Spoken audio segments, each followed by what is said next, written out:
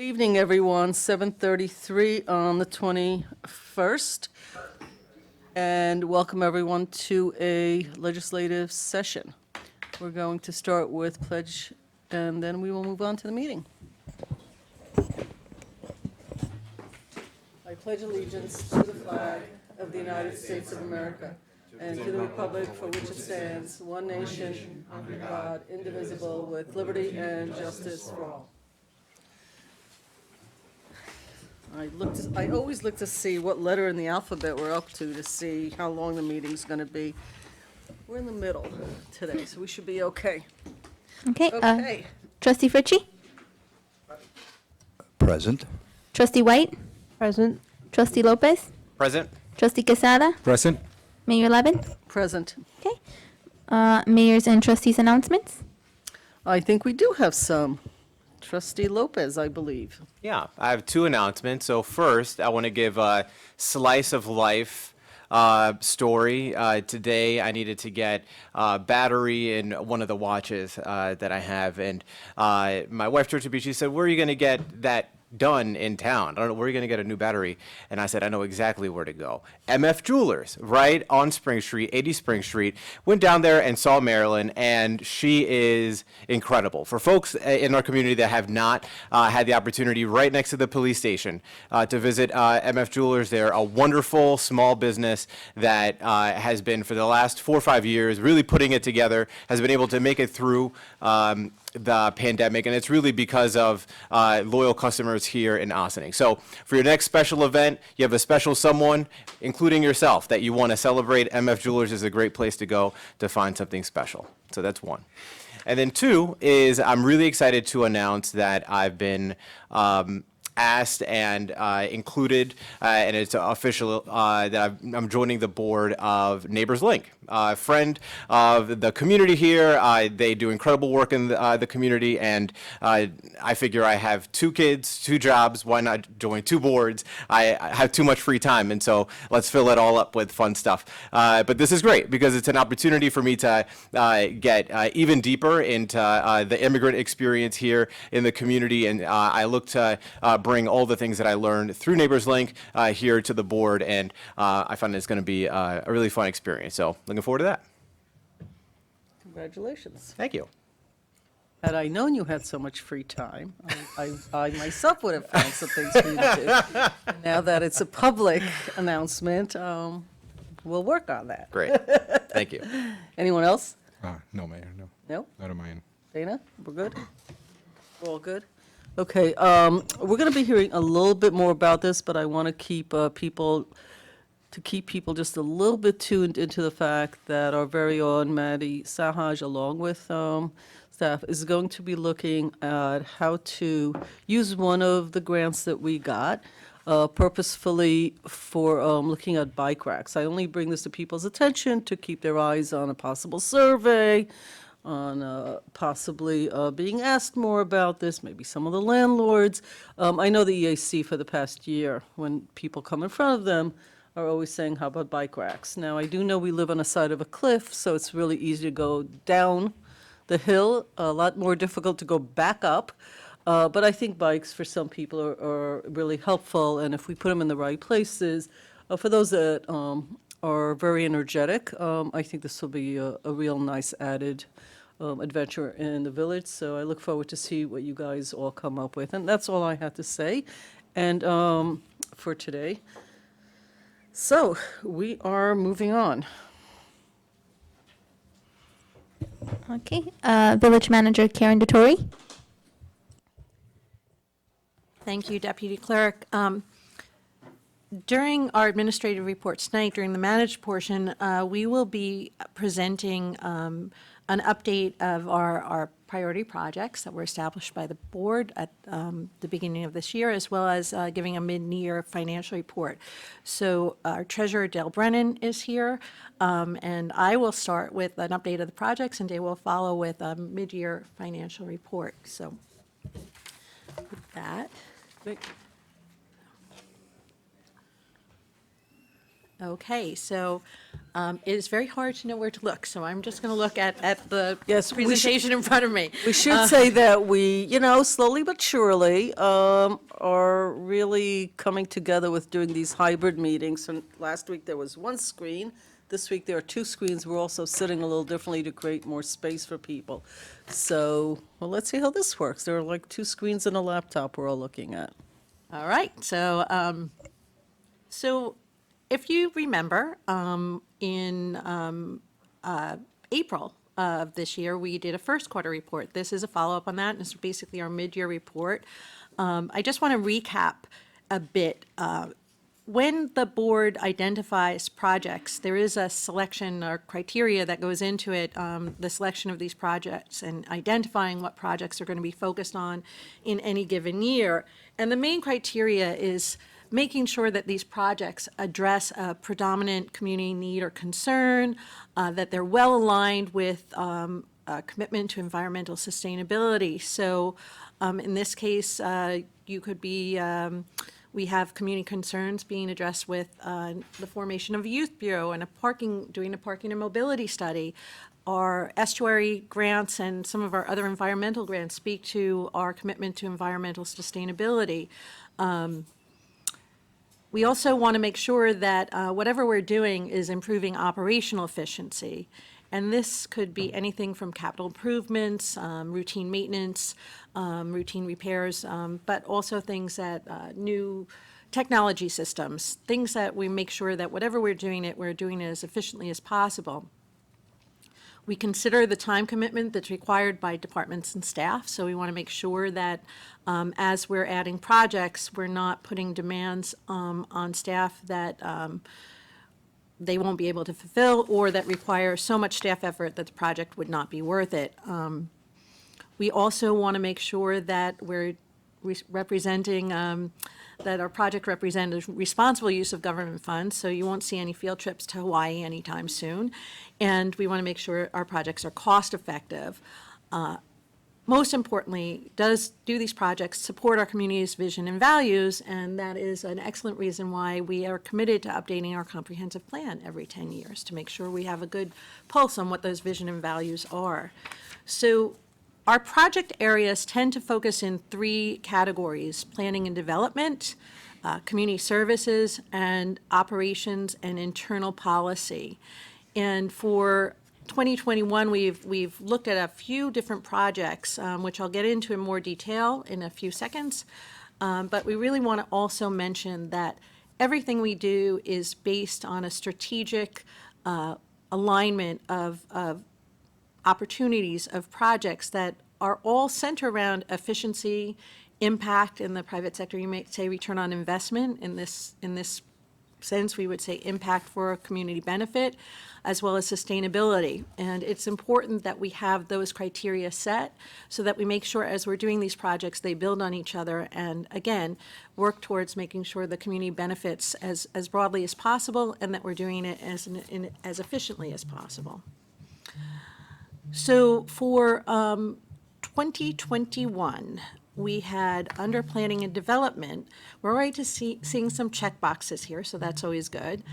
We have successfully adopted our comprehensive plan and our zoning. So check that off. That was over almost 2 years in the making. For DPW site development, which is really the development that we're looking at 30 Water Street, a mixed-use, mixed-income development.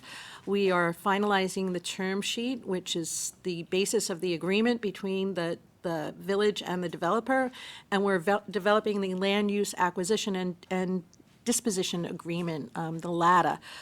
This is an important part of the negotiation between the developer and the village to make sure that the village's needs for this project are being addressed. Our parking and mobility study is complete, and we will be hearing from our consultants, Nelson Nygaard, next week.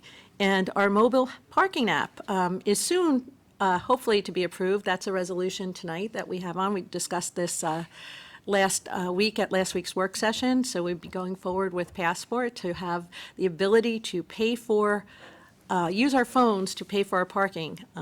So very happy about that. Route 9 road diet study. We're looking to complete this by August, next month. And we are hoping that we get a grant from the community project funding through Mondaire Jones's office. We have $1 million is right now been put into the bill, and we're hoping that that gets approved, and that would help finance that project. 200 Main Street, our bank building, remediation is now underway, and by the end of the year, the building will be remediated, and we'll be in a position to put that building potentially back on the tax rolls. We have good news with regard to community services. We have good news about the Youth Bureau. We have a conditional offer to the Director of Youth Services, and it has been accepted. And we anticipate that the start time for a full-time Youth Services Director will be August 4th. So again, we've a lot of community investment in this, and we are very happy to be launching one of the first youth bureaus in New York State in 24 years. With regard to economic development, we are investigating different opportunities and structures, such as a business improvement district or a local development corporation. We're working with the Downtown Development Fund Council to identify ways we can better serve our local businesses and better move economic development in a positive direction. We will be coming to the board with our thoughts and recommendations in September on that. Environmental sustainability is a growing list, but we are checking the boxes off there as well. Our urban forestry grant, we've successfully planted 80 trees in the village. We have completed 3 smart home energy programs with the village and with the town of Ossining and the village of Briarcliff. Through NYSERDA, we are pursuing charging stations, which we would use at municipal sites such as the community center, Wishney Park, and some of our municipal lots. And we have recently applied to the Hudson River Valley Greenway for Estuary Grant Resilience Plan. So this is a plan that is, this would be a planning grant that would help us identify opportunities along the waterfront, in this case specifically along Westerly Road, to plan for resiliency and improve that area and improve public access to the waterfront as well. And we're recently working with an agency, a regional agency called NUIPIC, NUIPIKE rather, that is what that acronym is, how that acronym is pronounced. Nobody knows what it actually stands for. I looked it up in several places and could not find anything. And they're working with the DEC, but we are working with the town and a company called HDR. HDR is doing a proposal so that we can build on to phase 2 of the Climate Adaptive Design Studio. So if you remember, a while back, we had worked with graduate students at Cornell to do climate adaptive design for the waterfront. And this would help to bring some of those designs to fruition should we get this grant. The grant's $125,000. Quality of life is always an important issue here. So we are moving ahead and making progress on local laws and new policies and recommendations to address quality of life issues, to streamline certain things, and to make sure that we're being as attentive as possible and as impactful as possible on the issues that we know are concerns to everybody in the village. And this has to do with code enforcement, sanitation, and other issues that affect quality of life here. Our code enforcement task force has now met. We're going on to our 3rd meeting. We're in the process of, we've set goals, objectives, and strategies, and we'll be reporting back to the board on those. Priority objectives for this right now are issues of overcrowding and sanitation. And we have started Saturday code enforcement. We have a code enforcement officer working on the average about 2 Saturdays a month. We are also going to be hiring an assistant building inspector. And when we do that, we would have not only code enforcement, but proactive inspections on Saturdays as well. And that would be every Saturday. The assistant building inspector would be ideally scheduled to work Tuesdays through Saturdays. COVID response is, unfortunately, COVID is still with us. We have been getting more reports of young children under the age of 12 who weren't vaccinated contracting, testing positive. Thankfully, they're developing mild symptoms, but it's a reminder that this is still with us and something that we should continue to be sensitive to and prepared for, and we should still use a certain amount of caution when we're in public settings. Our memorial is planned for Nelson Sitting Park. We've planted trees and we've started working on that memorial, and we'll have that completed by the end of the summer, early fall, and you'll be sure to hear about that because I'm sure we will have a gathering there when the memorial is finished. We are doing our best here at the village to ensure our safety for our residents and for our staff. And we are also applying for funding via the American Rescue Plan Act, and Dale will be telling us, our treasurer will be telling us more about that during her presentation. With regard to ongoing operations, internal policies, we have several projects, as you know, underway. We have hired a construction management firm for the construction of the new Indian Brook water treatment plant. We are hoping to get bidding in place by 2021, the end of 2021, 2022. And we estimate that construction will be completed on that facility in 2024. We do have a $3 million water infrastructure improvement grant, and we're looking to apply that to the cost of construction. One thing that we accomplished this year that wasn't on the last project status report that we did, but it's an important reminder, we worked very closely with Ossining, the Ossining Town Council, the Board of Education and Library Board to exempt the Indian Brook water treatment plant and all of the water treatment properties which are owned by the village but located in the town of Ossining from property taxes. And this was important because this is a huge saving to all ratepayers in the water district. So that was successfully accomplished for the 2022 tax roll, and we're hoping that that will go forward in perpetuity. With regard to improvements to our facilities, we have hired Nexus to look at plans to improve our space in terms of safety and security at 16 Croton Avenue at the community center. We will be discussing this more in August with the board. We had a preliminary discussion, if you remember, a couple of weeks ago. The plans will be done so that we can focus on the most important issues that we have with regard to safety and security, but also with an eye to the future over time to make sure we're optimizing space and that we're making the most of what we have with the space we have at both the community center and 16 Croton Avenue. And that plan will work into budgets that can be adopted and adapted over the next several years as we consider what makes the most sense going forward on those improvements. We are applying for a CFA grant, consolidated funding application, and that grant, hopefully, it will, if we get it, it's a planning grant so that we can build on the 2009 study that was done for the Ossining Fire Department and develop a plan that would help us to consolidate our 7 firehouses. Again, specifically the firehouses, the bricks and mortar firehouses.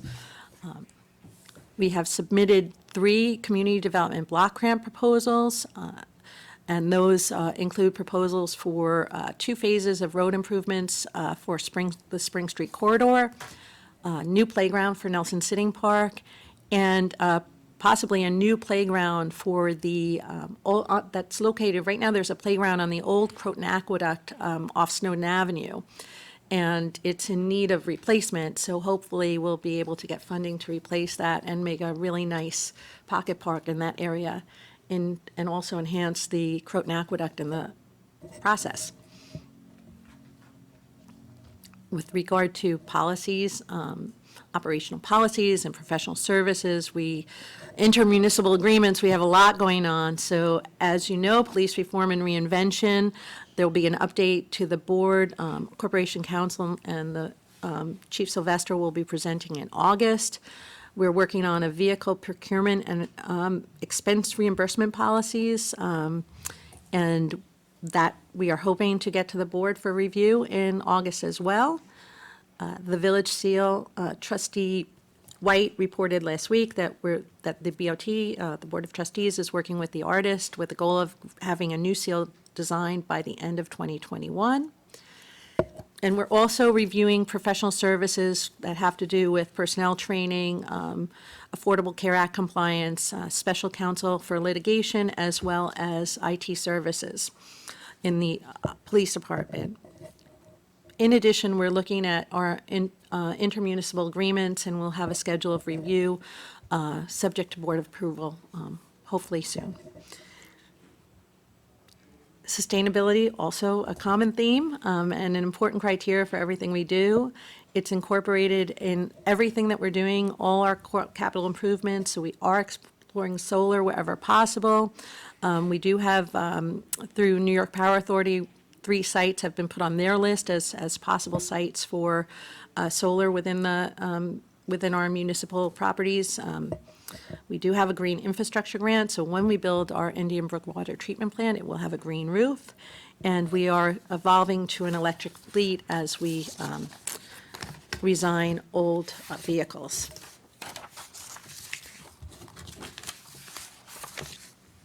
So, Great. Well, that was a mouthful. that Wow. was a Well, mouthful, but it was but good we to got- see check boxes there. a few There things. was, and we did get this in advance, so I looked at it earlier, I guess you're looking at it now. This is great. Comments, questions? I mean, these are not surprises to most of us. This is what you've been working on, some of them more than a year, and it's a mid-year review because we're in July. So we started that this year of having quarterly reviews, and much appreciated. Comments, Yeah, please? I can go. Thank you. That was great. Getting a ton done. The only topic where I felt like I didn't have total clarity was around the quality of life topic, because there's a few issues there. There's the litter, there's dog poop, there's whatever else, in addition to the kind of one-off or smaller things that we get, noise complaints or whatever. And so what I would like moving forward is just a little bit more detail in terms of what it is that you're prioritizing, how we can be helpful, et cetera. For sure. Feel I free mean, to respond or just go great. If you, well, some of the things that we've been working on are, Stuart and Joe have been working on some administrative work that would facilitate, whether it's facilitating and incentivizing fire inspections or things that have to do related to code enforcement and making sure that that is proactive and not too onerous. Some of the strategies for dealing with litter, which is an increasing issue that we hear about all the time, are emerging. But I did have a conversation with Paul Fraioli, our Director of Public Works, today about opportunities to really make sure that we're doing our best to, garbage pickup is frequent, but some of the things that we can be doing, even if it means fixing up the tree wells a little bit more, because there was a plan in place to work on them, and, things change, and we had a pandemic, and so we're really looking at things at a pretty granular level. So as we start to formulate those strategies, we will be able to give more detail. I apologize for it being too broad and vague, but it actually is things we're looking at quite closely. But again, on a very granular level, almost like on a block by block level, to try to see what needs to be done and how we can better do it. And we also talked about aligning resources better, making sure that our Parks Department, our Sanitation Department have the resources to make sure that we look at if we need more staffing or more seasonal help, we have to look at that, because we do have so much use going on in our parks, and people are out and about even more now, which is great. But there are consequences of that too. And we are also looking at working with local businesses, more public education, but also ways that we can make sure that we're making it easy for people to comply and setting the bar so that we are setting the bar and setting the example of how we want our community to look. So on all of our municipal properties, we want to make sure we're doing the best things possible we can to take care of them. Thank you. Had a, regarding the study to consolidate firehouses, Bob can speak to this better than I, of course, but there was some pushback on social media against that idea, and it struck me that I don't know if people really understand what this is about. So, Bob, what is that, could you tell us what, people feared that we were gonna harm the fire department? No, not at all. Not at all, right? It's, in a nutshell, we have 7 houses right now. 2 are owned by the companies, and we're looking to consolidate 3 of the companies up to the north side and a hopefully new firehouse on the north side at some point in time. And then leaving another 2 companies that we would like to put together in another separate firehouse. Then putting 3 properties back on the tax rolls. And actually, Central Avenue is actually 3 properties in itself because monitors 2 tax lots. So, but nobody's taking trucks away or just trying to make it work better. And there's a lot of upgrades that have to happen throughout the department for safety and protocols. So one of the, this is something that we were looking, Trustee Fritchie, has brought this up in the past. We've been talking about this for some time. It's something that we will look at regardless of whether we get the grant or not. One of the advantages in this case of having the resources to do a plan that's based on the 2009 study, and I want to say a plan, not another study, because I think it's important that this, what we do is actionable, but there would be a tremendous amount of engagement, particularly amongst the fire department itself and the different companies. So this isn't something that would be done without a high degree of involvement, primarily from the fire department itself. Anything else, Dana? Nope. Okay. Did you have something? Yeah. So I'll start with the easy one. So that acronym means New England Interstate Water Pollution Control Thank you. Commission. Because I looked. So that's one. So I'll get that one out of the way. Very good. All right.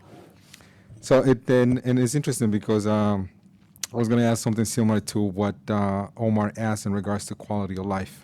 So I'm going to take that one off the list because I don't need to ask that anymore.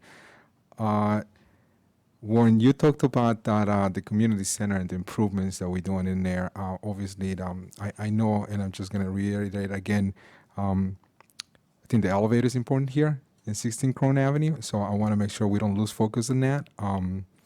I was looking at the vouchers, and I'm not sure if that was the particular portion that we pay for the repair, and I just don't want to keep putting money in something that is not working. The other one, obviously, and I lost where did I had that one. Oh, the youth bureau. So I'm happy to hear that you have someone that's going to start on August 4th. I guess at some point I would love to meet him. I'm not sure if any other members of the board have met him or seen his resume. It was a So- mutual interview, so- like we often interview. Yeah.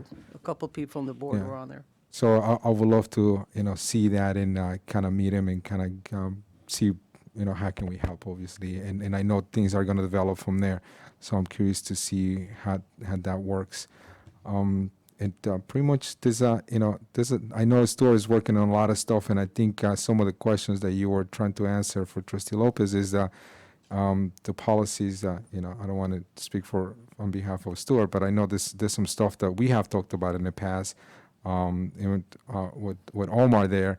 So there's things that I think that are going to work out, or going to work themselves out in there. So I'm happy to see a lot of the improvement that sometimes we don't see, we don't talk about, but we see that behind closed doors that all you guys are working on to improve our village. So yeah, no, I'm happy to keep putting check marks in a lot of this. So that's good. Thank you. I just want to mention, and the elevators, the priority. for the plans.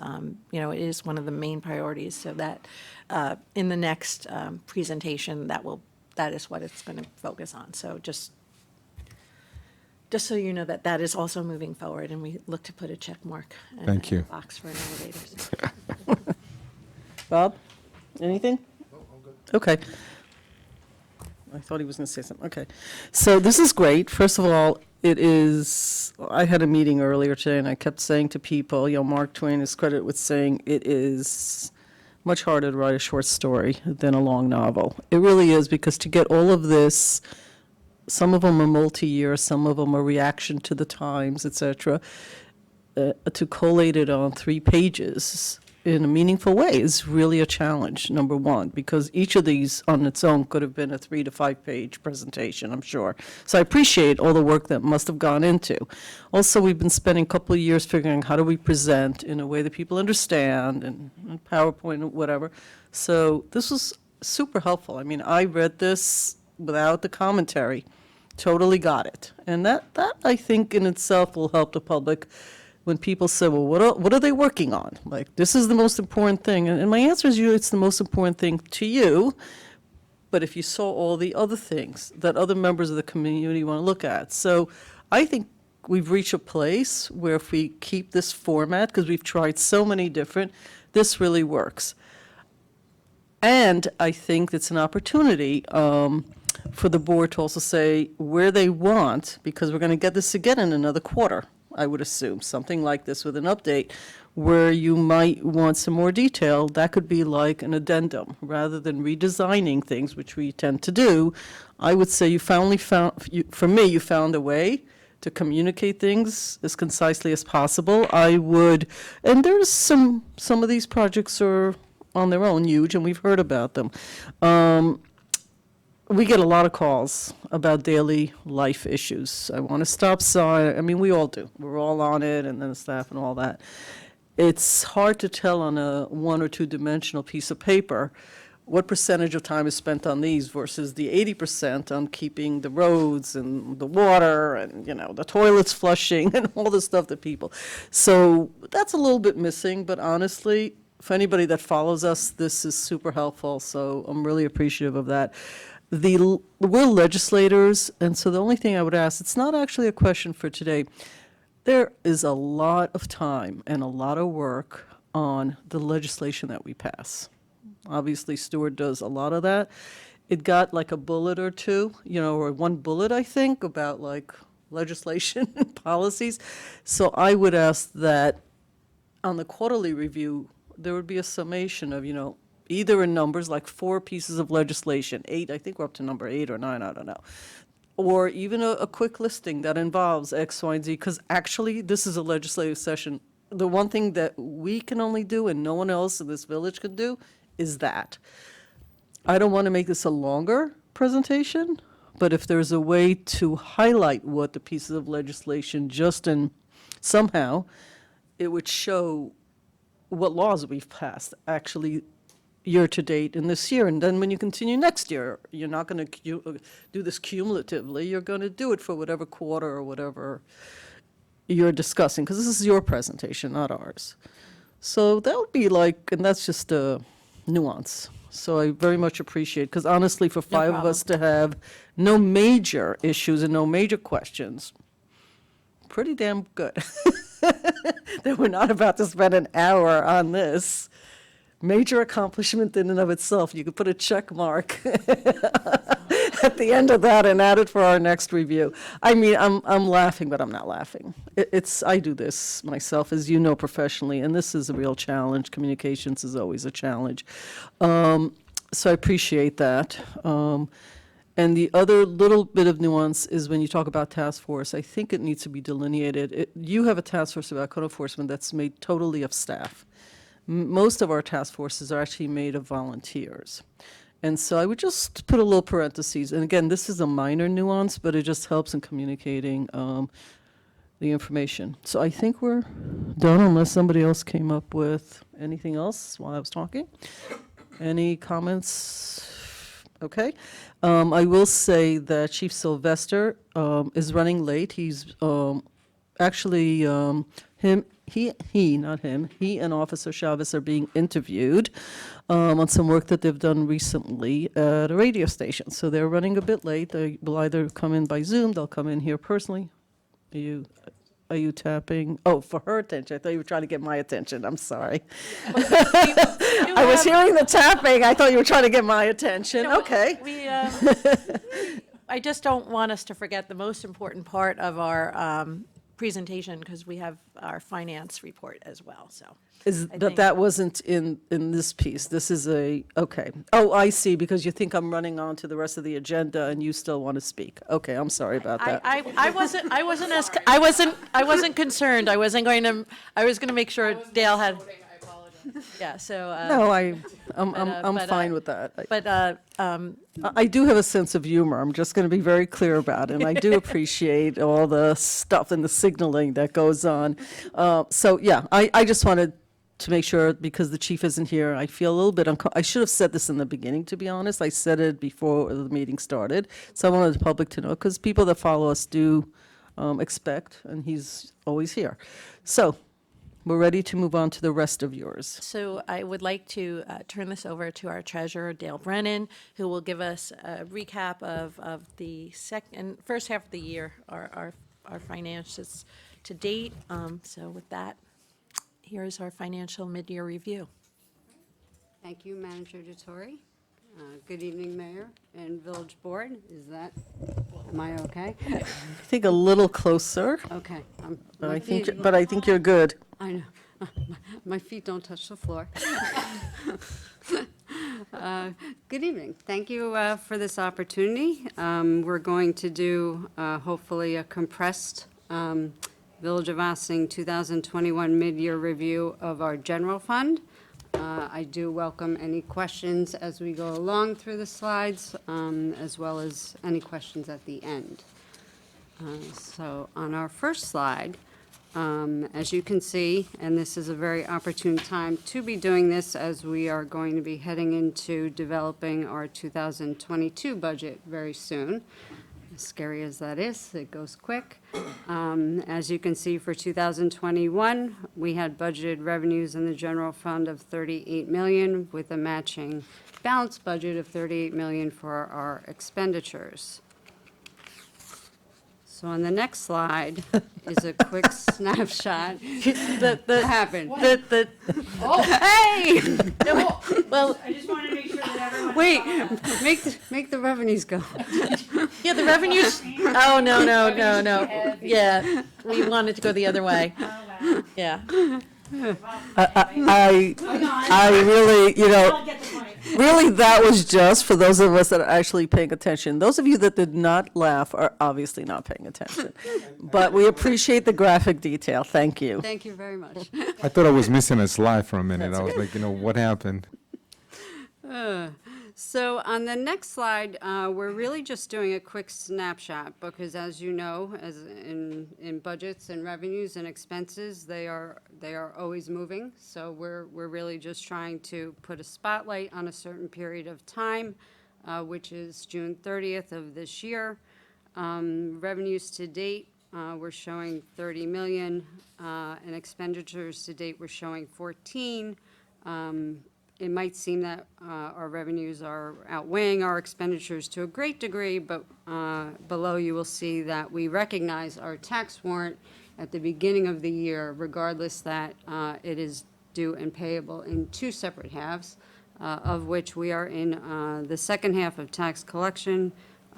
Property tax bills for the village are due July 31st. You actually have until August 2nd to pay, since July 31st falls on a Saturday. So our first half village tax collection came out to 98% of the installment due, which is phenomenal compared to 2020.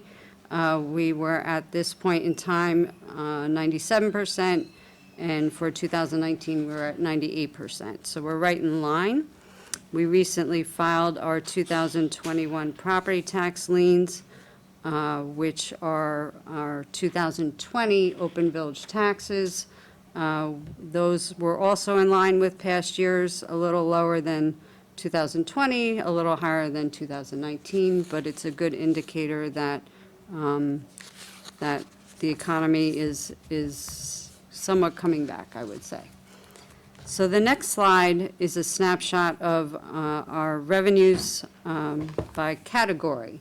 So on this slide, the lines that are shaded in gray are what I consider and anticipate to be underperforming at year end with my analysis. The green lines are revenues that are overperforming at year end in the analysis that was completed. So if we go to the next slide. I'm sorry, what's miscellaneous on that? Can you put that one back so we don't have to, so what goes into miscellaneous? It's not a huge, it's a nothing, it's less than 1%, but what goes into Right, miscellaneous? miscellaneous revenues, and it is green, and we'll get into why on the next slide. Oh, okay. But it's capturing Medicare Part D reimbursement that we file each year and get back in revenues. Local source grants is part of that, as well as AIM-related payments. So AIM used to be actually a state revenue, and it was a 3,000 series, and they changed that in 2019, I believe, when they changed the AIM structure. And so now it comes in as a miscellaneous revenue, and it's now called AIM-related funding. So it now falls under a miscellaneous category instead of a state category, which you would see on under 30 is the state aid. Okay, thank you. Sure. So the next slide, we'll start out with the good news, and that's the revenues that are anticipated to be over budget. So sales tax revenue, we had budgeted conservatively in 2020, even with the anticipated additional 1% that was allowed in, it started in August of 2019, but at the time that we were developing the budget, we really did not have a handle on actual history of how that was going to look, which benefited us as 2020 occurred and the pandemic also occurred, that we did not budget for the full amount that they were anticipating we potentially could receive.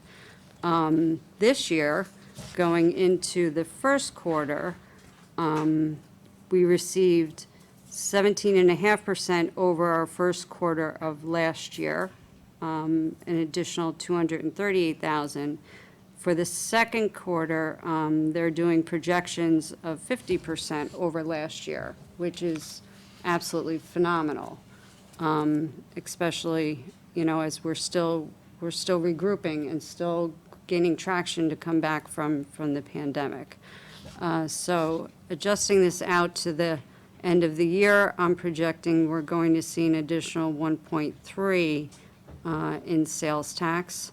Last year, we actually did see an additional $600,000 over budget Where's the sales tax coming from? in sales tax. Where's the majority? When I look at the reports, and it was interesting, because if I can find it, I will send it to the board. They do an analysis, and the major sales tax funds come from sale of cars, which I found very interesting. And then there's a whole, other grouping of categories, but I can forward that on. So when you're, and this again is because this is a public meeting, so, like, I know we've gone through these things.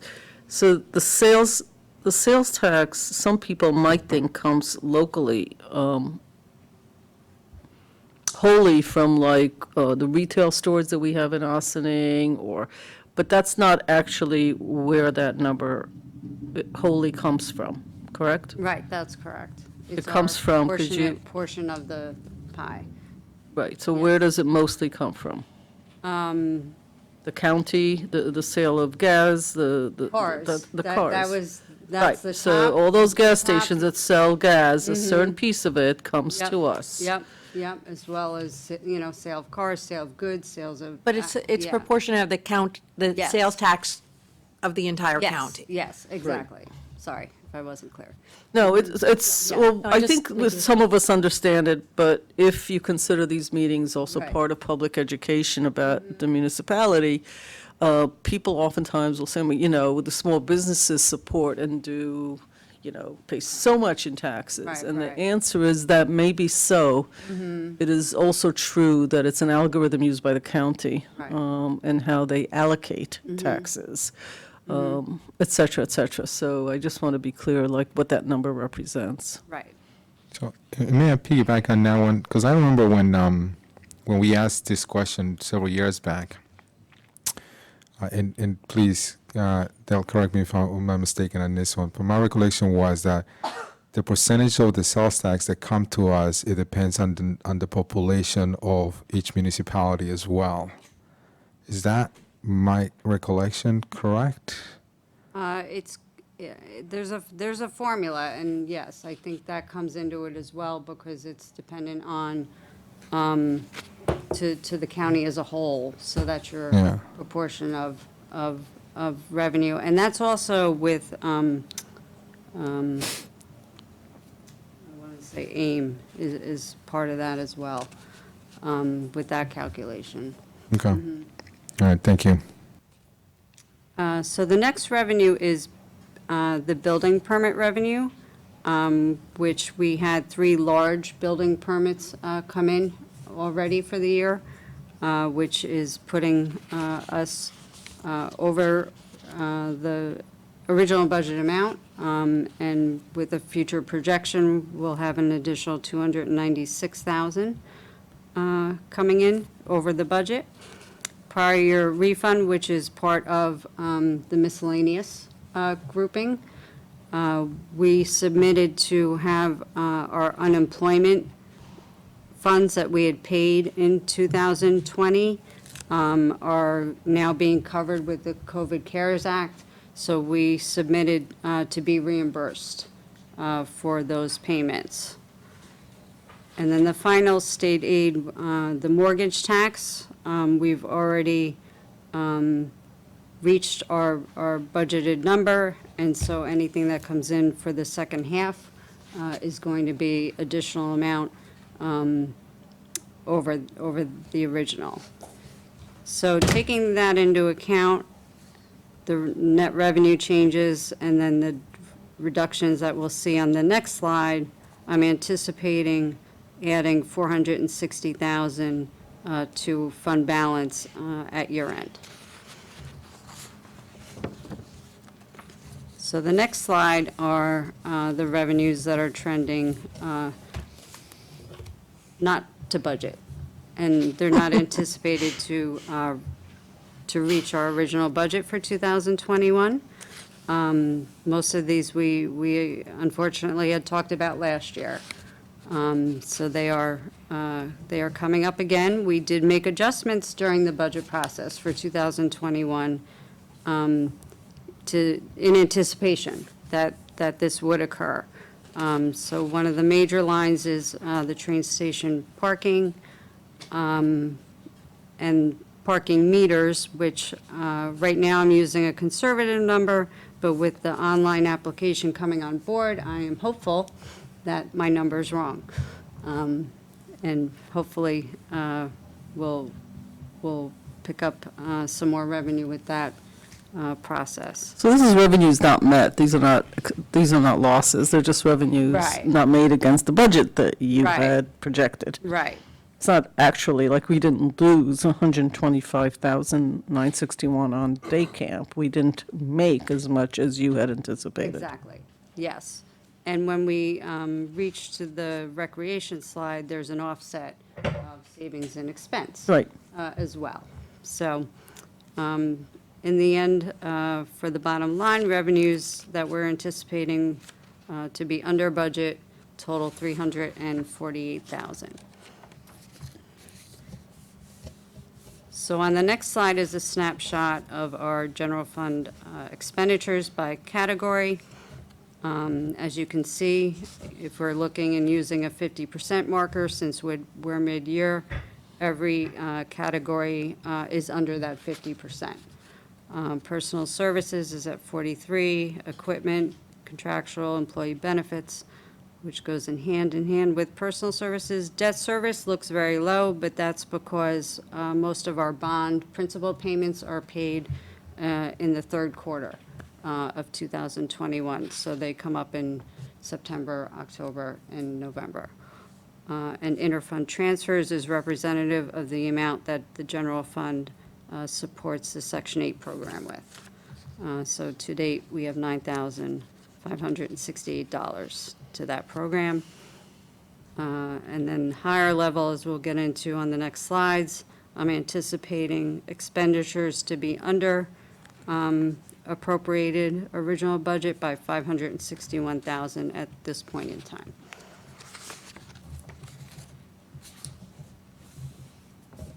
So the next slide is just a chart to represent all our different functions that we budget for.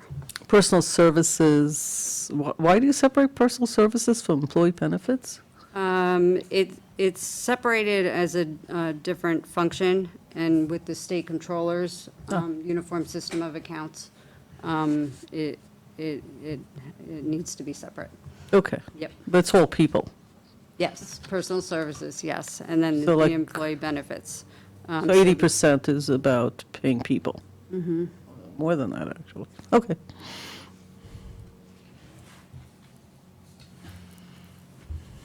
So the next slide is the Corporation Counsel.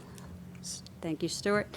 So when I created these pivot charts, I brought in 3 years of information and separated out by month so that you could see how January across the years, February, March, April, May, June. Some of the changes, between years and months is sometimes just timing of bills coming in or invoices coming forward. Big year, huh, Stuart? Yeah. And you put your mic on to say that, okay. Wow. So the next slide, we go into a little bit of detail. Corporation Counsel's total budget for 2021 is $550,000. He's expended 58% at this point. Most of the expenses that are over are due to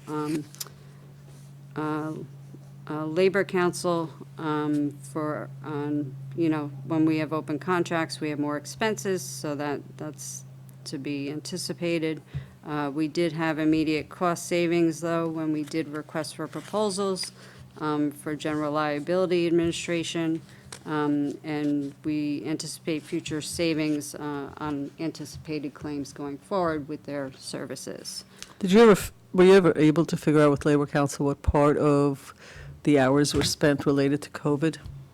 That must have been an increase. I mean, you must have had conversation every day about policies and rules and vaccinations or anything like that. Because I thought that we were keeping the COVID-19 numbers like separate. I mean, I don't know if that's too hard to do. I just don't know if that's real. It wasn't it probably wasn't as much of an issue. Like, most of the rules were coming from other sources.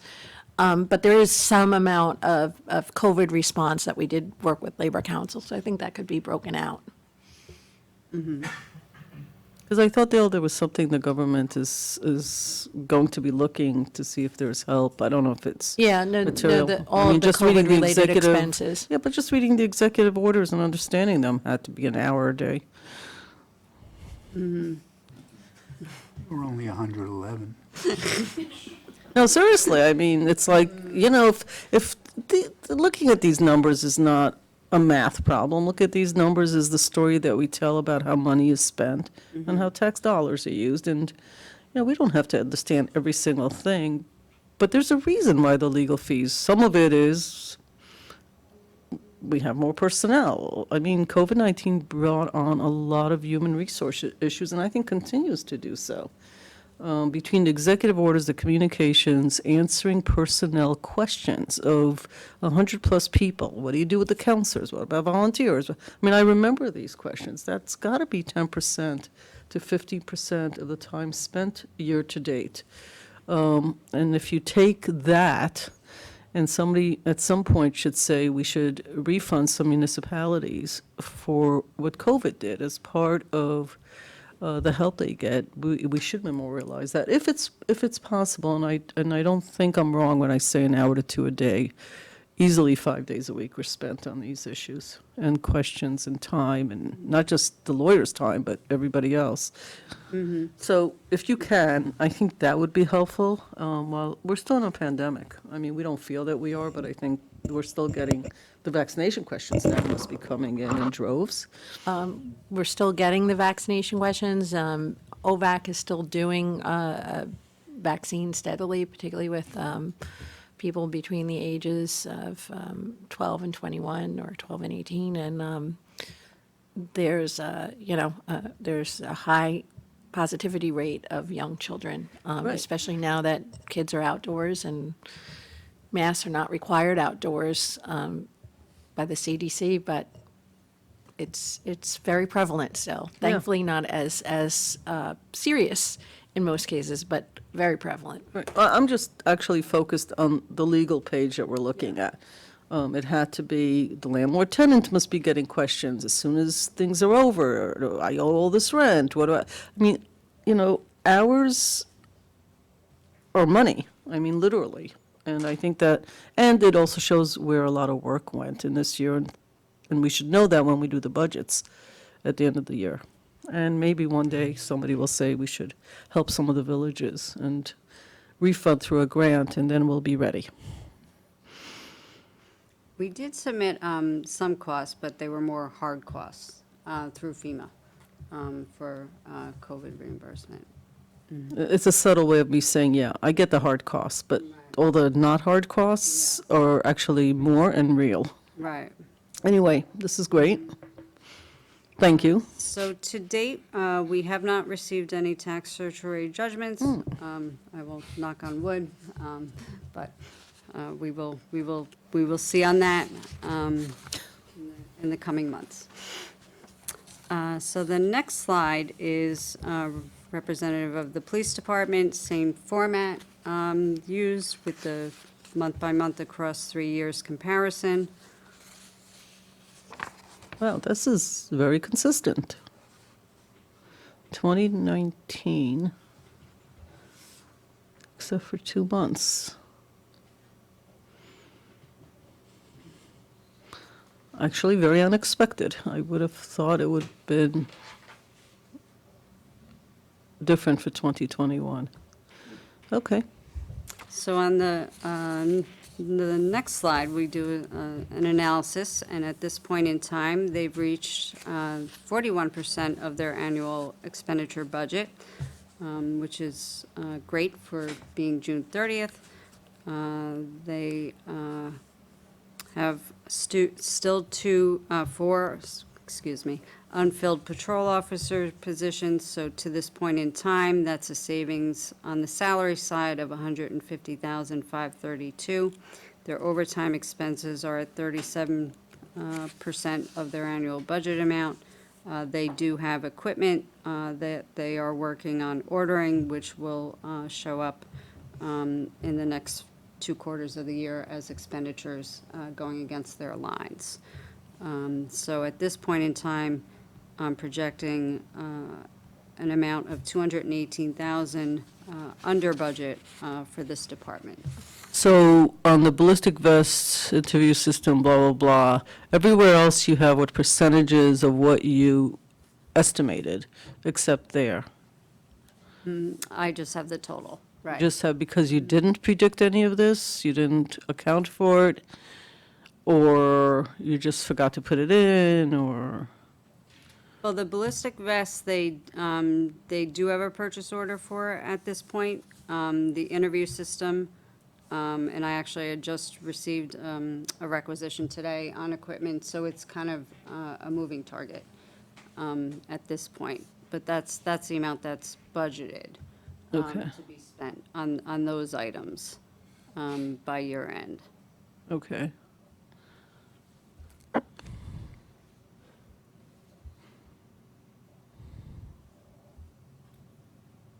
And the other parts of their contractual expenses are just their, you know, heat, electric, gas, you know, the regular day-to-day operation items.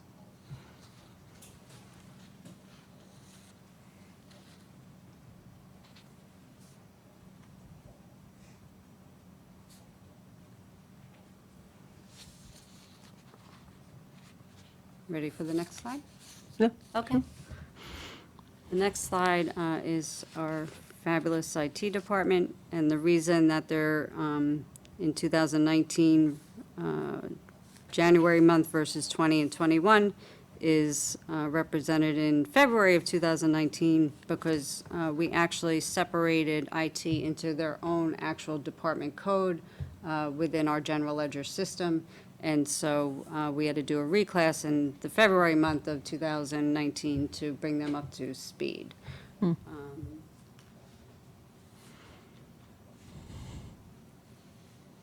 on the next slide, the IT department is at 32% of their annual budget. The PEG reserves, which we can use for capital expenditures for the day-to-day running of the broadcasting, has a balance of $305,000.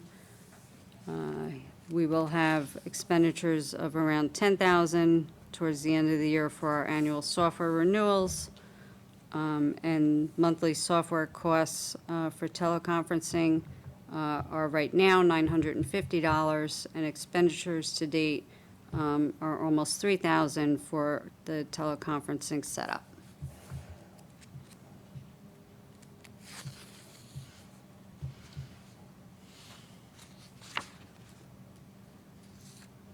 The next slide is DPW expenses, same format.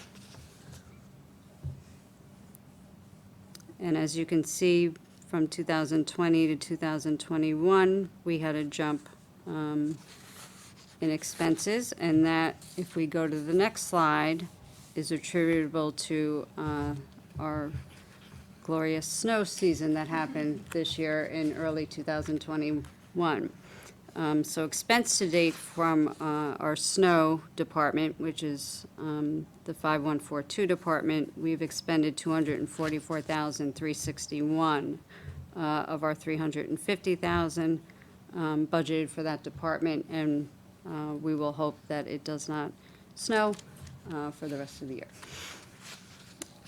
They have had 3 employee retirements in DPW, which is going to show us a cost savings in the second half of 2021 of $37,000, and will also benefit us as we move forward into the next years into employment with these new employees as they start as a grade 1 and work their way up to a grade 8. So we'll see some cost savings when we go to do the budget for 2022 for those lines.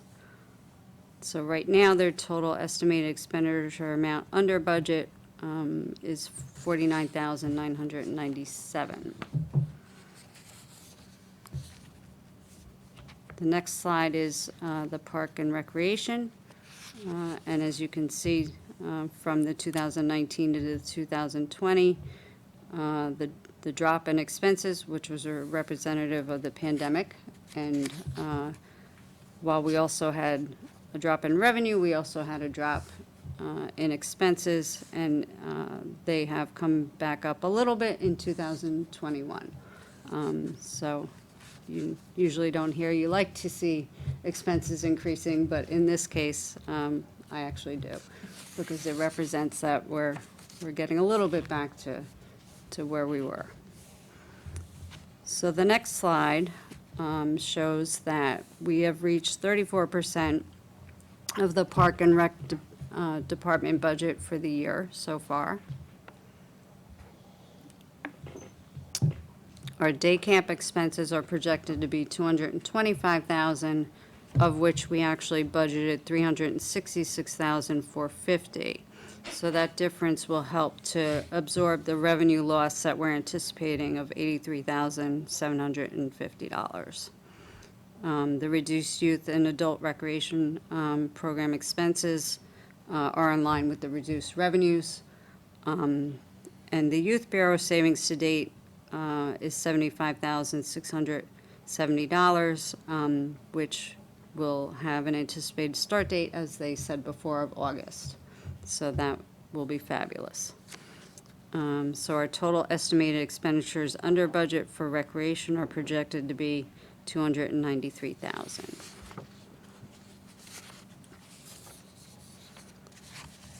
So the final slide is the American Rescue Plan.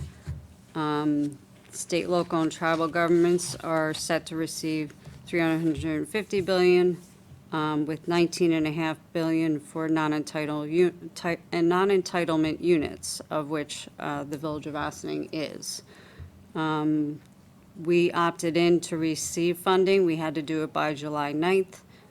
We submitted the application on June 17th, and it has been accepted. And we've received a letter from the state saying that we are eligible. The interim final rule comments were due by July 16th, which will offer some and go into the final rules and guidance for the program. Actual funding of it is anticipated to be received by late August, early September, as New York State has already filed 2 extensions to calculate and send out the funds.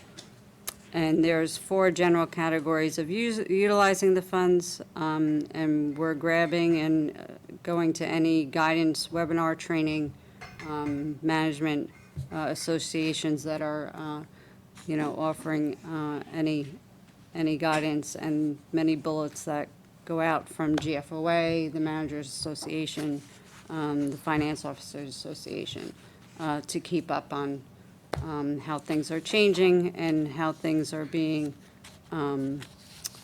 distilled from the interim rule, because it's kind of a broad playing field, so to speak. The headline here was future discussions, so in case somebody missed that, yes. Future discussions, yes. Okay. Is that it? Oh, Yeah. questions, okay. Questions with a question mark. Should I start from my right, or should I see from my left? Does anybody have? Yeah, I think you should, because they can't see it, right? I'm just wondering if somebody, yeah. Sure. Anybody to my right? I just thank you for all that awesome information as always. It's always good to see the vouchers and this almost at the same time, sure. And actually, you answered the question that I had, which is here on in regards to the grievance on the property taxes and all the other stuff. So you had a part of the slide. So I guess my only question will be, knock on wood, nothing has come up yet because we haven't seen that.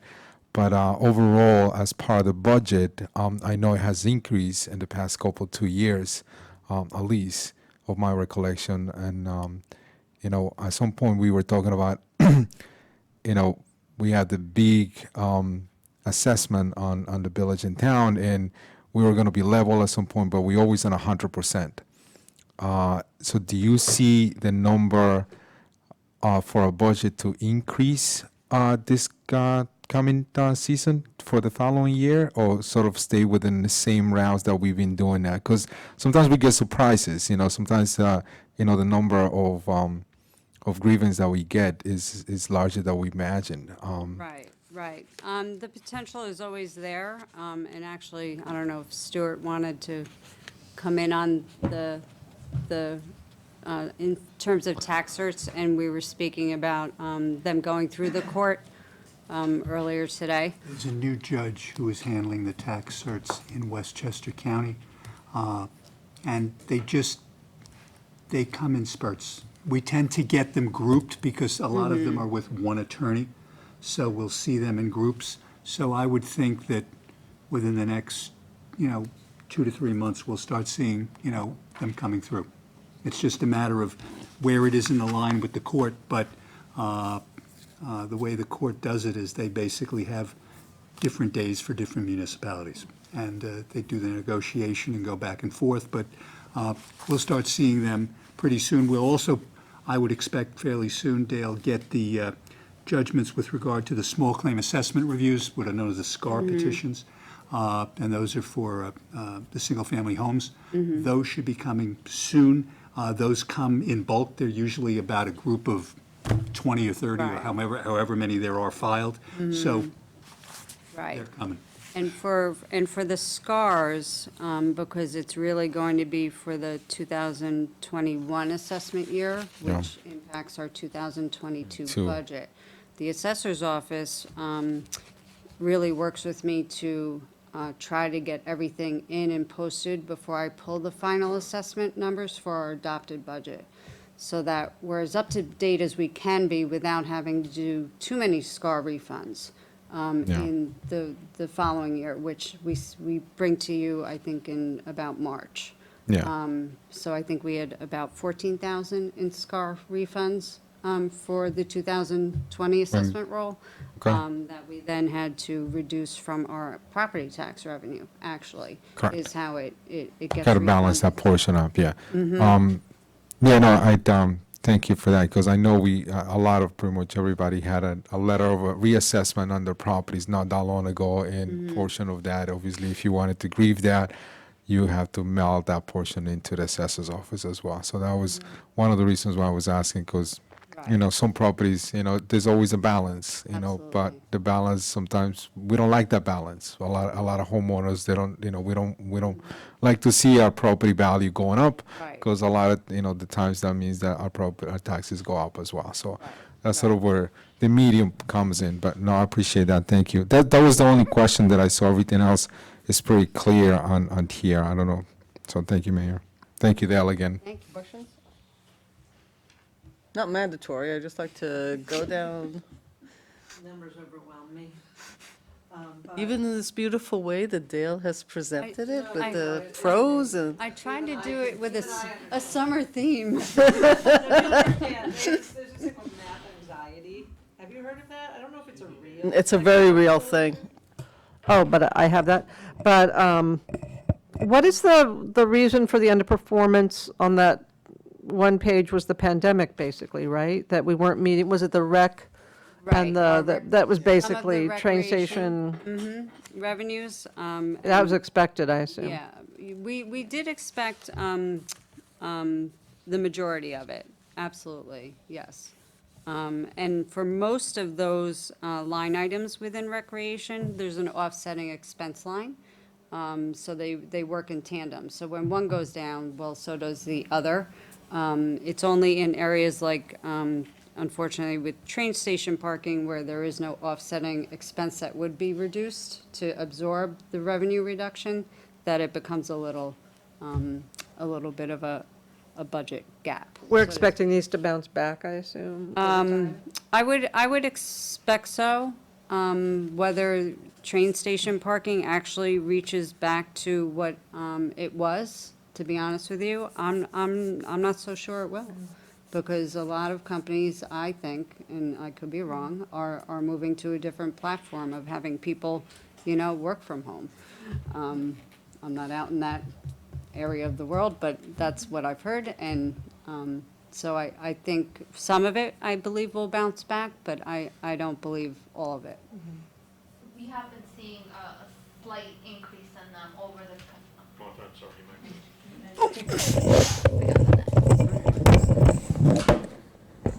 Just talking about the train stations, I'm the one that processes all of them. So we have been seeing a slight increase in the number of people purchasing tags. We've also been getting a lot of people saying that they're not going back yet. They're looking more at the September, October, November date. Some even say 2022. So we are keeping our fingers crossed that more and more people are going to be looking for a train pass. Like every single week, we have people asking to be put on the wait list, not wanting one now, but looking for it in the future, in the next couple months. So we are hoping that we're going to be able to bounce back with the train station passes. And probably we'll discuss it at the budgets, because the staff's going to have to sit there and say, to the best of our abilities, this is what we're thinking. There'll be 80% of what it was in 2018, 2019. There'll be this, that's probably when we're going to have to predict. What will be, regardless of prediction. So they'll just set up a budget and intelligently, and then we'll see what happens. And we'll know at the end of next year. Thank you, Martha. You look like you were leaning in to ask another question.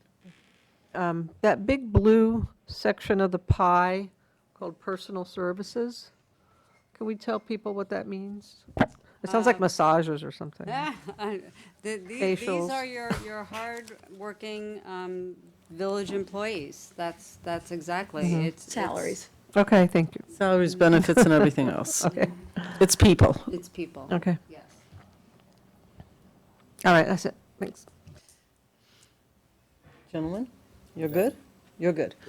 I just have one question from an accounting, because I work in the not-for-profit sector, and they account for things very differently. Always it's net income, not expenses, revenues, the way you do it. But the thing I don't understand are the grants. So there are grants, there was a grant in the police department, there are grants that we all talk about. Where does that fit into all of your calculations specific? Is that straight line revenue, or like, what is that exactly? It depends if it's a grant for a capital project, then when we create the capital budget and budget adjustment, you'll see it'll be a 300 series, second section of the account number, or 400 if it's a federal grant, which is the CDBG grants are federal grants, and so they're shown in a 3,000 item revenue code or a 4,000 as well. So any grants that we are awarded then become a receivable at the time that we're awarded and are able to draw down. When we So there's submit, still- draw down. That was more detailed than I expected, but it was it's still a revenue, it's still an expense, it's still a T-square. I mean, it's the same concept. But some of the grants come after the fact, so you do the expenses first. So depending on which quarterly review we're going to look at, some of these expenses might be a little bit higher, and then we'll see them draw down. That's Do correct. all the departments that we have, and that includes the police, we wouldn't have, the youth center, I guess now will be in these budgets as well. So any grants the youth will get, you'll probably have to take them out of the community center so we can differentiate that one, especially in the first 3 years. So Right. every department that works, it's the police, it's this, it's, what would I be missing? If the firehouses if the fire departments get a grant, is that separate from what you look at? Or they tell you, I got $5,000 to do blah, blah, blah, and then you put it in, or you keep that separate because it's somehow a separate issue? It would depend if we created, a capital project with the intention of then, moving forward. Got with it. a bigger project. Got we it. We could allocate it there. Great. We do have, the 3,000 and 4,000 series codes in the operating funds as well. I could always do a separate tagline, on the end to separate out. Recreation does currently use the 3820 revenue code for their grants, because they do get some small grants already from the state. The police department uses the 3389 and the 4389 bulletproof vests. Perfect example. Right, 'cause That's that was a federal- grant. Yeah. It's a federal grant, and so those funds come into operating because they're expensed out of operating. But they are put into a separate revenue Okay. line item. So it would seem to me that you guys, to tell the story, because all this is about is telling a story. And I don't mean spin, I mean to explain to people how and what is being used. So I would say that since you have done so much more in grants this year than you did last year, certainly more than we've done 2-3 years ago, where we did very few grants, actually, that you should delineate that for the end-of-year piece, not necessarily for the quarterly review. The reason I say this is that people should know that their tax dollars pay for this pie, but there has been a change in the grants. So if you have $200,000 in grants, those are not direct village tax dollars being used. Arguably, depending on your point of view of taxation, it all comes from the same place. It just gets distributed differently. It's still our tax dollars, but they're not village tax dollars, or for that matter, town. I think it tells a clearer story for the average human who doesn't look at numbers so easily and Right. say, okay, so this huge pot goes to this, and 85% goes to pay for people and all that. Right. And this piece over here has been a changeover in the 3 years that we went from a small pie to a very, twice the size pie, but it's not my tax coming out of my pocket. It's grants that the staff put together and got approved, and then we used it to make all these Right. kind of improvements. So I think that tells, for me anyway, that would be a nice, and I don't think you need to do this quarterly. I think it's sort of like when we do the budgets at the end of the year. I think it would be nice to say, hey, we got $400,000 in grants. We also have to understand that grants come with matches, grants come with, you Right. have to spend it. No, it's not a piggy bank, and you get to choose how you spend it, and it's exactly the opposite of a piggy bank. It's very much attached to lots and lots of strings. That's how you get grants, and that's how you have to spend them. So I think that would just help tell the story for the average person of how money's being spent and why grants are actually important, and some people would argue maybe not so much so because of all the, but at least it's a conversation. So, unless somebody else has. No, I was just literally I was gonna say about the matching portion that some Oh. grants do have, not all of them, but it varies on the percentage as well, so yeah. Right. That's very important as And well. it's important for future boards. These kind of things change, depends on who's in the federal government. And we've seen that. We've just gone through we're going through a very distinct difference in federal government management than we did for 4 years. And it doesn't matter which one you agree with. What matters is that they affect the local municipalities significantly differently in their budgets and how they can budget from year to year. And it really doesn't matter about how you judge that, but rather that this is how it falls to us. Okay, well, thank you. I think I've already asked everybody. I think we're good. All righty. Thank you so much. Always nice to see you. And this was really very, very helpful. I know, but I really do like Zoom, I'm sorry. I do like being with you guys, but I gotta tell you, it's like, because I'm a big proponent that we should be doing more virtually, and so, but I do appreciate the work, thanks. Thank you. That concludes the manager's administrative report. Thank you. Sure, It was a thank little you. longer than usual, but we did try to provide a little bit more additional information. But we knew it would be. Yes. And we're gonna get another one, right, for the third quarter, and then it'll fall right in line with our entire budget process. Yep. Chief, I see you came in. I made this whole big spiel about how you're gonna be late, but you're not late. You're right on time. How did the interview go? We have a speaker somewhere, right there. There's a seat for you right there.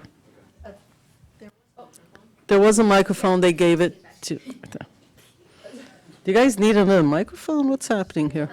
Typically Stuart goes first. And then the chief, yeah. Oh, I'm sorry. I'm sorry. Go ahead, Stuart. Sorry, Chief. Would you like to hear from them? No, that was not intended. Apologies. Nope, none necessary. We were just bringing the chief to the table. Please, Interesting comment. Corporation Counsel. To follow up on what the manager and treasurer were talking about, there are many legislative things going on that some of which the board is aware of and some of which the board will be aware of with regard to many of the matters put into the manager's presentation. So let me just go over a few things. The board is aware, in fact, on tonight's agenda is the referral to the planning board with regard to, I believe it's local law 8, which relates to the zoning text change for administrative adjustments. There are a few other local laws that are not yet before the board, but will be coming before the board. Recently, the board had approved a change to the fee schedule relating to fire inspections. There will be a proposed local law coming before the board, which will deal with the collection of those fees, and that if they are not paid, they can be made as liens on a property tax bill. there will be a proposed local law which will allow the building department to seek outside assistance with regard to code reviews, specifically on large projects. We do that now with projects, but we thought it was good to have it codified so that it can be done.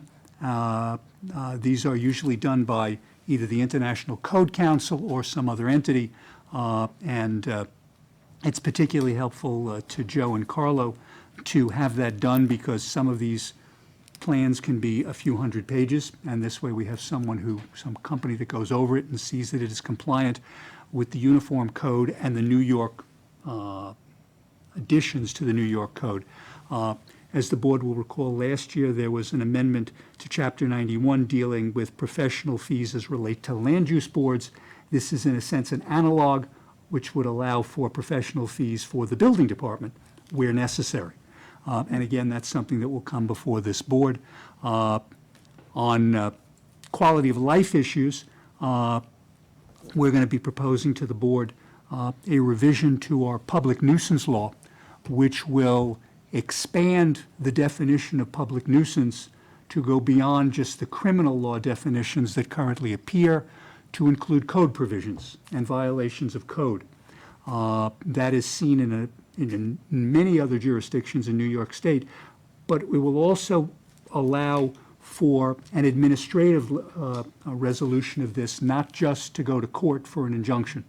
So administratively, it will allow for a hearing either before this board or for some other entity to be determined, which would permit buildings to be shut, buildings to be repaired in the event of certain code violations. Again, not just solely relating to criminal violations. And indeed, as to criminal violations, we need a revision anyway because the entire criminal law section on marijuana is in fact now repealed.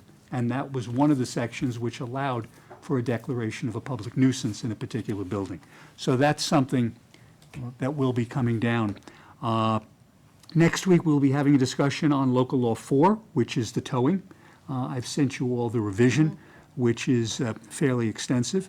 There will be something that I have discussed with the building inspector, is a revision of a previously passed local law dealing with vacant buildings to deal with requirements on companies that hold mortgages on properties that are in foreclosure. Their requirements to both inspect and maintain the properties, which is not within our current local law, but which is something also to be looked at.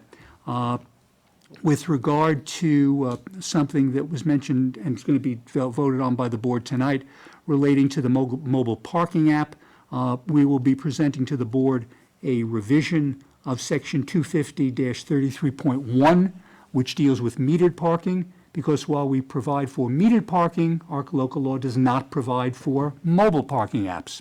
So we will in fact be dealing with that so that we are, yes, with the times. We will also be working on the Civilian Police Complaint Review Board revisions that have been part of the plan, so that will be presented to the board at an upcoming work session. We are also looking at zoning text changes, which will relate not only with regard to whether or not this board decides to opt in or opt out of any of the marijuana legislation, or the cannabis legislation to be precise, but also other changes that relate to certain, other businesses within the village in terms of restricting locations, restricting hours and things like that, which are permissible. And finally, there were a number of emails recently, as the board is aware, with regard to noise complaints, specifically with regard to recent carnivals that were held at one of our local churches. There are, I've been looking at it, and there are certain revisions that will be presenting or hope to present to the board with regard to our noise ordinance to make it clear that it need not be based solely upon a decibel limit, but in fact can be based upon simply, issues that relate to how close it's heard to the particular property for some of these locations.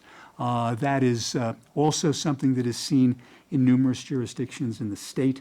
So that's, again, something that will be coming to the board in the future. So there's a lot out there.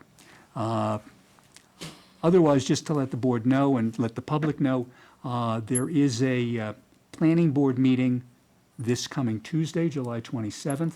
There are no land use board meetings in August. So the zoning board meeting, which was last week, and the planning board meeting next week, their next meetings will not be till September. So that's just so folks know. So I believe it's a fairly busy planning board agenda this coming Tuesday. And obviously, if anyone wants to see the meeting, they can obviously watch via Zoom, and they can also get the agenda and any associated documents are online. And I think that's it for now. Thank you. Thank you. Questions? Anybody? No? Chief? All right, we're on. Hi. Thanks for allowing me to be a little bit late today. I just came from WVOX Radio, where we did an interview with a radio show called Latin Rain, interviewing us on our Spanish language outreach program with Detective Chavez and other stuff going around Austin. So always good to represent the good news going on here. A couple of programs coming up tomorrow night. We have a bike day that will close down Spring Street from 4:30 to 6:30 p.m., sort of a smaller version of what Westchester County does on the Bronx River Parkway, except ours will be cooler. So at ours, we're going to partner with the school district, and they'll have a bookmobile, so there'll be book giveaways. Julio's Bike Shop in Chappaqua will be giving away bike helmets and water bottles and all kinds of stuff like that. The Elks will be providing hot dogs. Johnny G will be DJing. So we've got a little bit of everything going on. It's a nice community day and an opportunity for There were people to hot get dogs outside. Yeah, I see a hot dog theme. They're, Okay. I don't know, the Elks, they like hot dogs. I won't be eating any hot dogs. Chief is not mentioning he did not come in first, but it's okay. No, I was only there to compete with Ray Sanchez, and we tied, so we're happy to find lots of equity here in Ossining. That's an equity joke. In any event, it's a bike day tomorrow. At the end of that, Detective Chavez has started a pop-up chess program that'll be kicking off in Market Square during the acoustic concert that's going on there. So free chess. I know a number of our staff members are going to be there. Good for grandmasters or beginners together. Open to everybody. All of our programs, as always, are free, no cost, no invitations needed. Everybody come out. There are maps posted on Facebook and I believe Twitter right now. Tomorrow they'll be out on Nixle and all the other platforms to show people easy ways to get around the closure, albeit only 2 hours. So easy ways to work around it. Shouldn't deny anybody too much access to their home. Maybe have to walk up to a block to get home, but overall should be pretty easy. Good fun stuff right after camp and work, so hopefully people will come out and hang out with us, ride some bikes, skate, scoot, whatever you got going on. That gets us through this week. All right, thanks. Thank you. Yes. Might want to invest in one more mic. Okay. Is there anybody here present or in the Zoom room that would like to make an organizational announcement? If you're in the Zoom room, please raise your electronic hand.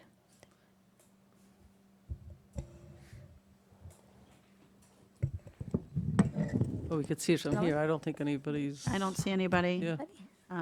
I don't want to call anyone out specifically. So if you don't raise your hand, we'll give it another minute.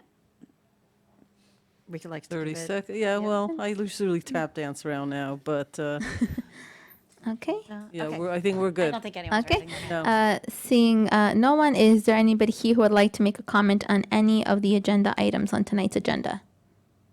Again, raise your electronic hand, or if you're present here, raise your hand. Okay. Seeing no one, we're gonna move on to the village board resolutions. Approval of minutes, July 7th, 2021. Resolved that the Board of Trustees of the Village of Ossining hereby approves the minutes of the July 7th, 2021 regular meeting as presented. Do I have a motion? So moved. Second? Comments? Mayor, I just want to thank the clerk, as required by the law. The zoning text change amendment is linked The law requires that it actually be made a part of the minutes. Oh, okay. So that, I think approximately 45, 46-page law. Yeah, so if someone goes to the minutes, they will get a direct link, and that is in compliance with New York State law. So thanks to the Great. clerk's office. You're welcome. Good. All those in favor? Aye. Aye. Aye. Opposed? No? Okay. Approval of voucher detail, July 21st, 2021. Resolved that the Board of Trustees of the Village of Austin hereby approves the voucher detail report dated July 21st, 2021 in the amount of $541,832.38. Do I have a motion? So move. Second. Comments? Nope. Okay. All those in favor? Aye. Aye. Opposed? Finance, establishment of fire utility truck U-51 from appropriated surplus. Whereas Village Management wishes to establish a capital project for purchase of a 2021 Ford F-550 rescue vehicle, which was part of the Village's 2021 capital plan to be funded from general fund balance. Now therefore be it resolved, the adopted budget of the general fund is modified to appropriate unexpended appropriations and or accumulated in available fund balance for 2021 capital plan item aggregating $206,306, and that the capital project and capital project budget be established as follows. Do I have a motion? So move. Second? Comments? This was all discussed, I think, in detail during the work session, which is typically what happens. Martha? All those in favor? Aye. Aye. Opposed?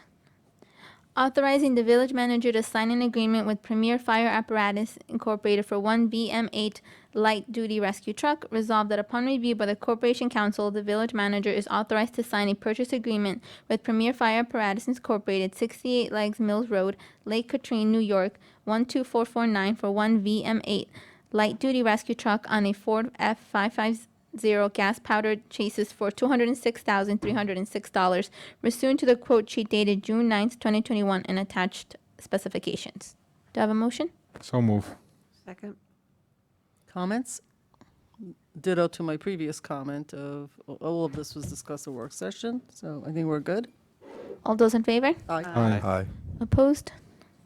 Referral of proposed zoning text amendments to the planning board, whereas pursuant to section 270-59 of the Village of Austin Code, the zoning code chapter 270 may be amended, supplemented, or repealed from time to time by the village board on its own motion, and whereas section 270-59 further states, prior to the public hearing specified in subsection C, every proposed amendment shall be referred by the village board to the planning board for a report which shall be rendered within 62 days of such referral.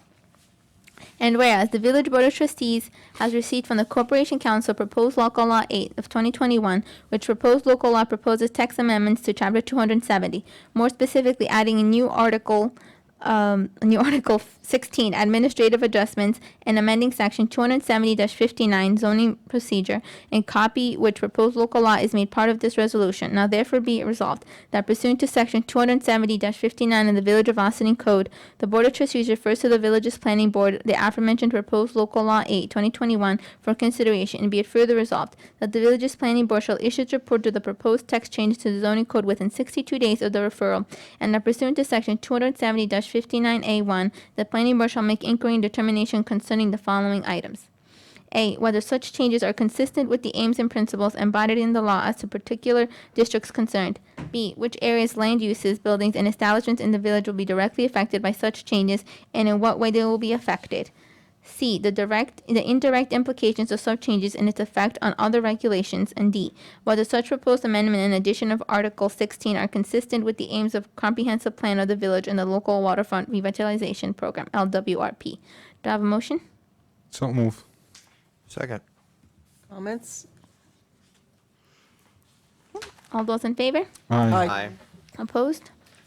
Appointment to Board of Ethics, John Freed. Resolved that John Freed is appointed to the Village of Austin Board of Ethics for a term expiring on December 31st, 2021. Do I have a motion? So move. Second. I'm just going to comment that John has held, I gave you all the resume, I recommend him for the Board of Ethics. I also know that there, I believe, are still one opening. So if people are interested in Board of Ethics, let us know. I believe, Stuart, that this does not have to be a lawyer because we met the minimum 3 lawyers. That is correct, Mayor. It can be a lawyer. We always like to have lawyers because so much of ethics is dependent knowledge of New York state law, but it does not have to be, and it could be a person living in contiguous communities. Does not, most of our committees are the Village of Ossining residents. Sometimes it's a town, but generally the village. This case, it doesn't have to be. So if people are interested, it would be of great value if, for public service and to volunteer for this position. Martha? All those in favor? Aye. Opposed? DPW authorization to advertise for bids. Resolved that upon review by the Corporation Counsel, the village clerk is authorized to advertise for bids for the contract VOO 2102 installation of portable generator connection cabinets at Hollow Hose Company Number 5 in the municipal building, 16 Curran Avenue. Such bids to be returnable to the village clerk. Do I have a motion? So move. Second? Any comments on the board? Yeah, just, this is for the infrastructure in the building, correct, Karen? For this is This is not for a generator, it's for the infrastructure to be Yes, because installed. it's a mobile generator. Correct. Yes. Okay. All those in favor? Aye. Aye. Aye. Opposed? Authorization for village to accept payments in satisfaction of foreclosed tax liens, 50.5 State Street. Whereas, in accordance with Austining Village Chapter, Article 9, the village treasurer, Article 4, the village treasurer is charged with the duty of collecting real property taxes from persons named in the tax roll. In accordance with New York State Real Property Tax Law Section 1110, the village treasurer has the authority on or before the expiration of the applicable redemption period to accept payment for real property taxes from such persons, along with all charges authorized by law for real property subject to delinquent tax liens. And whereas the applicable redemption period expired as of October 14, 2020 for the 2017 real property taxes which had become delinquent tax liens in June 2018, and with such expiration of the redemption period, the treasurer has no authority without action by the Board of Trustees to accept further payments. And whereas, notwithstanding the expiration of such redemption period, the representative of the property owner for certain real property located in the village at 50 State Street has provided sufficient proof of 1, an ability to pay in full all taxes and assessments against the subject property to bring it to account up to date, and 2, the ability to make a full and complete settlement in satisfaction of the foreclosed delinquent tax lien. Now therefore be it resolved that the Village of Austining Board of Trustees hereby authorizes and directs the treasurer to accept payment in an amount sufficient to pay in full the total amount, including any interest, penalties, and other charges authorized by law of the real property taxes and any tax liens, both pending and foreclosed for property located at 50.5 State Street, 97.7-2-31 in the Village of Austining, and authorizes any and all necessary filings or notifications to evidence a release of said liens against the real property. Do I have a motion? So moved. Second. I Comments? I do I'm have a seeing something. Yep. question. Yes. Yep. Just as a point of clarification, I think, so on the title, it says 50.5? It is 50.5, so the Okay. third whereas clause should say 50.5, not Okay. 50. But it is 50.5, Okay. and that'll be changed. Thank you. And just so the public is aware, it may sound somewhat odd, someone is offering to pay their taxes and we can't accept, but the treasurer cannot accept once the redemption date has passed. That is in the village, and we are not permitted to do payment plans. So as a result, the board has to approve a resolution allowing the treasurer to accept the payment. Okay. All those in favor as amended? Aye. Aye. Opposed? Okay. Resolution mobile payment for parking platform is all that upon review by the Corporation Counsel, the village manager is authorized to sign the order form and other associated documents, including a software license and service agreement with Passport Labs Incorporated, 128 South Tyrant Suite, 2200, Charlotte, North Carolina, 28202, to obtain a mobile payment for parking platform to be implemented in connection with the village's parking ticket management system. Do I have a motion? So moved. Second. Comments? All those in favor? Aye. Opposed? Resolution of the Board of Trustees of the Village of Austining authorizing submission of application for local government efficiency grant for consolidation of Austining's firehouses. Whereas the village, in partnership with the town of Austining and support from the Austining Fire Department, desires to study potential consolidation of Austining's firehouse facilities for the purpose of improved safety and efficiency. And whereas the local government efficiency program under the New York State Department of State has been identified as appropriate to fund such project, and whereas $12,500 is available per municipal partner with a 50% required match. Whereas cost estimates to retain a qualified consultant for the work have been obtained in the amount of $37,500. Now therefore be resolved that the Board of Trustees hereby authorizes the village manager to file an application for a local government efficiency grant through the New York State Department of State in an amount not to exceed $25,000, and upon the funding of said amount commits to providing $6,250 in matching funds, the remainder of which will be funded by the town of Austining. Do I have a motion? Second. Comments? Martha? Okay. All those in favor? Aye. Aye. Determination that proposed consolidated funding application from the Local Government Efficiency Program to the New York State Department of State is a Type 2 action for SEQR. Whereas the Board of Trustees of the Village of Austining desires to apply for the financial assistance through the 2021 Consolidated Funding Application CFA under the Local Government Efficiency Program. And whereas the application proposes funding to conduct a study to determine ways to consolidate the village's firehouses to maximize resources, efficiency, and response time, among other emergency response and public safety considerations. And whereas SEQR Regulation 617.5C identifies Type 2 actions that are not subject to review under the State Environmental Quality Review Act, and whereas SEQR Regulation 617.5C 24 identifies as one of the Type 2 actions information collection, including basic data collection and research, water quality and pollution studies, traffic counts, engineering studies, surveys, subsurface investigations, and soil studies that do not commit the agency to undertake, fund, or approve any Type 1 of unlisted action. Now therefore be resolved that the proposed CFA funding application under the Local Government Efficiency Program to the New York State Department of State is a Type 2 action and is categorically exempt from SEQR. Do I have a motion? So moved. Second. Comments? All those in favor? Aye. Aye. Fire Department removal from active roles. Resolved that the Board of Trustees of the Village of Austining hereby removes Danny Banikiamo from the active roles of the Austining Fire Department Monitor Host Company. Do I have a motion? So moved. Second. Anybody? Comments on this one? Nope. Martha? All those in favor? Aye. Aye. Okay. Is there any continuing business of the board? No? Is there any new business of the board? Anybody? We're good?